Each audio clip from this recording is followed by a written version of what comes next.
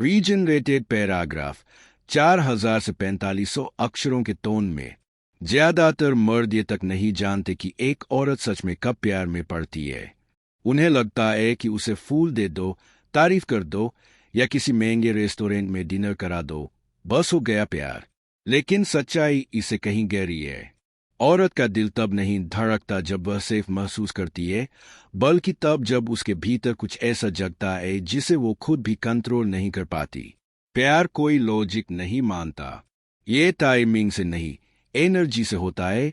उस एनर्जी से जो एक ऐसे मर्द में होती है जो अपने फ्रेम में रहता है, जो अपनी साइले से जवाब देता है, बहानों से नहीं, जो किसी को इम्प्रेस करने की कोशिश नहीं करता क्योंकि वह खुद से पहले ही इम्प्रेस है।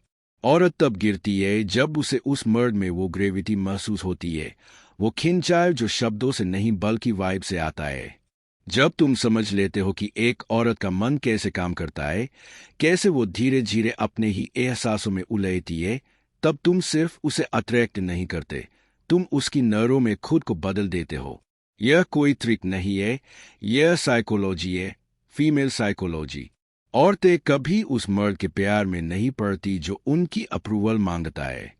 वो उस मर्द के लिए गिरती है जो उन्हें चाहता तो है लेकिन जरूरत नहीं समझता, जो अपनी दुनिया में इतना व्यस्त है कि उसके पास प्यार करने का समय तो है पर खुद को खोने का नहीं। वही मर्द उनके दिल में जगह बनाता है।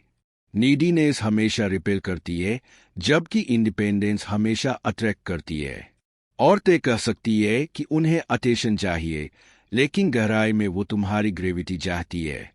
वो चाहती है कि तुम में वो ताकत हो जो उसे खींच सके बिना कुछ कहे, क्योंकि उसे ये महसूस करना है कि तुम अपने मिशन पर हो, चाहे वो साथ चले या नहीं। सोचो, कौन ज्यादा अट्रैक्टिव लगता है? वो जो बार बार पूछता है तुम मुझे पसंद करती हो, या वो जो शांत है, आत्मविश्वास से भरा है और अपने रास्ते पर चला जा रहा है?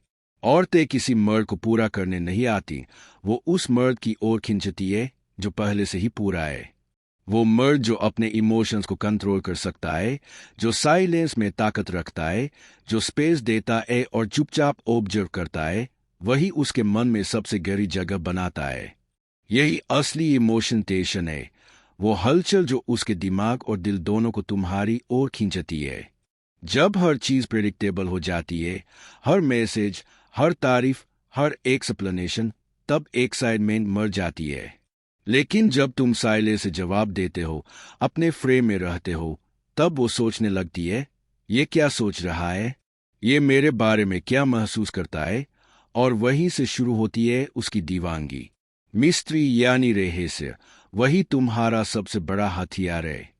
वो जितना तुम्हें समझने की कोशिश करेगी, उतना ही उलझेगी।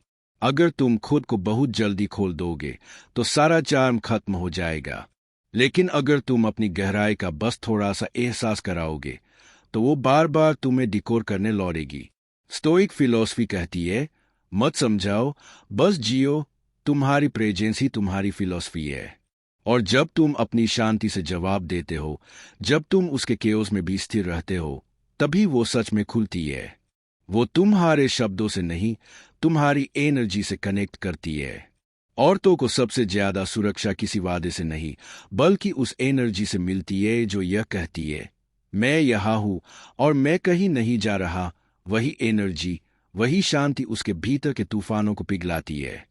जब तुम इस लेवल पर पहुंच जाते हो, तो अब तुम्हें चेस करने की जरूरत नहीं होती। तब वो खुद तुम्हारे ऑर्बिट में खींचने लगती है, क्योंकि अब तुम वो नहीं रहे जो अटेंशन चाहता है, तुम वो बन गए हो जिसकी अटेंशन हर कोई चाहता है।